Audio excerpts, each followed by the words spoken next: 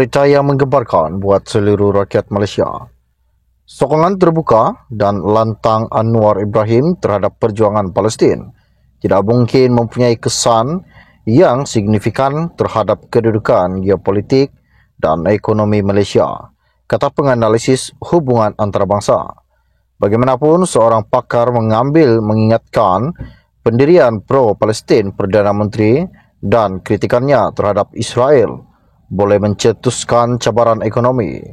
Bercakap kepada Malaysia Kini, Fellow Kanan Akademik Penyelidikan Strategik Nusantara Azmi Hassan berkata, pendirian tegas pemimpin Malaysia yang menyokong Palestin bukanlah sesuatu yang baru. Walaupun Dewan Perwakilan AS meluluskan rang undang-undang berhubung sekatan ke atas entiti asing yang menyokong Hamas serta gerakan jihad Islam di Palestin, Azmi berkata, tidak ada sebab untuk Malaysia cemas.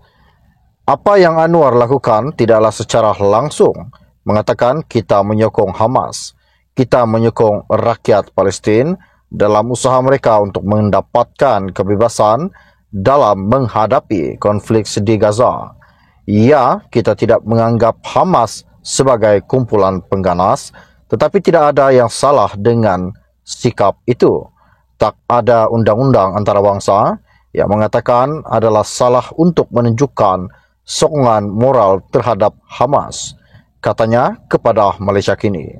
Rang Undang-Undang Pencegahan Pembiayaan Antarabangsa Hamas dan kumpulan pengganas Palestin lain pertama kali dibentangkan di Dewan Perwakilan AS pada Januari lalu. Ia memerlukan Presiden AS menggunakan sekatan terhadap warga asing yang dengan sengaja memberikan sokongan kewangan, material atau teknologi yang signifikan kepada kumpulan militan tertentu di Palestin. Presiden AS dikehendaki mengenakan sekatan ekonomi terhadap penyokong terbabit dalam tempoh 180 hari selepas rang undang-undang itu dikuatkuasakan. Negara bantah AS lebih banyak. Undang-undang itu juga memerlukan Presiden AS membuat senarai negara yang memberikan sokongan kepada kumpulan terbabit dalam tempoh 90 hari selepas undang-undang digubal dan mengenakan sekatan dalam tempoh 180 hari. Bagaimanapun, Presiden boleh mengetepikan penguatkuasaan beberapa peruntukannya, terutama atas dasar kemanusiaan. Rang undang-undang itu bakal diteliti oleh Senat AS selepas ini.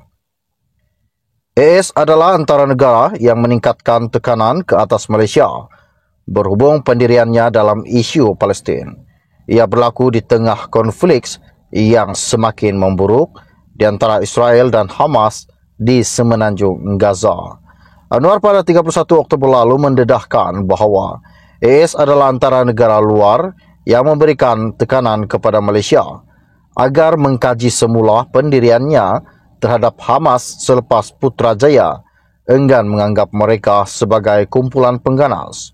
Perdana Menteri juga memaklumkan Kementerian Luar menerima 3 notis daripada kedutaan AS, 2 daripadanya pada 13 dan 30 Oktober, manakala satu lagi dihantar kepada Duta Malaysia ke AS di Washington.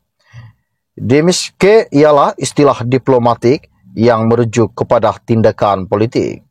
Azmi menegaskan, kelantangan Anwar menyokong perjuangan rakyat Palestin sepatutnya tidak mewajarkan Perdana Menteri itu dikenakan sekatan oleh Washington.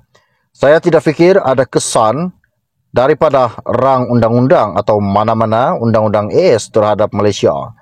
Kita tidak pernah pun memberikan senjata ataupun peluru kepada Hamas. Kita bersuara dengan cara yang betul. Kita bersama-sama dengan masyarakat antarabangsa lain yang bersimpati terhadap rakyat Palestin, katanya. Berkongsi sentimen yang sama ialah Profesor Madya di Pengajian Strategik dan Perhubungan Antarabangsa Universiti Kebangsaan Malaysia, Sharifah Munira Alatas, yang baru bersara. Dia menolak kemungkinan ada sebarang tindakan balas diplomatik atau geopolitik yang berkesan oleh AS atau Israel kerana majoriti negara di selatan global melihat Rumah Putih sebagai hipokrit dan mengamalkan sikap talam dua muka. Seseorang juga harus ingat bahawa perjuangan untuk menentukan nasib sendiri oleh rakyat Palestin telah berlangsung selama beberapa dekad tanpa ada percubaan jujur untuk sebarang penyelesaian daripada pemain utama dalam masyarakat antarabangsa. Dalam banyak keadaan, ini adalah gabungan kolonialisme, perkauman dan fasisme.